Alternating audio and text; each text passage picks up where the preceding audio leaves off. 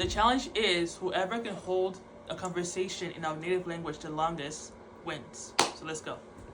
Ok, tokotala na nyango alobaka lingala bien na ndako oyo. Lelo tozo sala challenge. Asha Boni. Boni bimba. Oza, hein? Huh? Boni. Boni bimba. Ya undeka lingala. Bimba.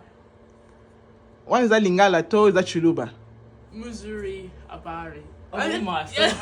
Chelsea. Yeah. Oza Boni. Bien? Oza bien? Lelo que classe te? Non. Oh. Pona nini.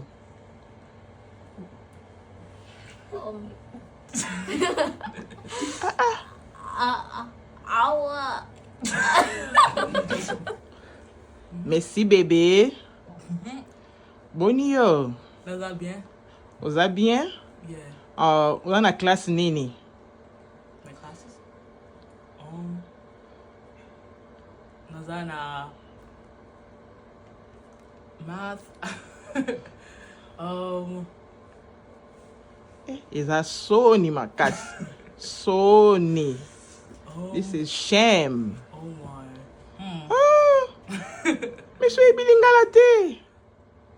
Naza yeba Lingala te. Siko toye awa. Epa ya Tat Fachi. Okay. Yoza Fachi? No, nada fachite. Oza nani? Nada soft nut.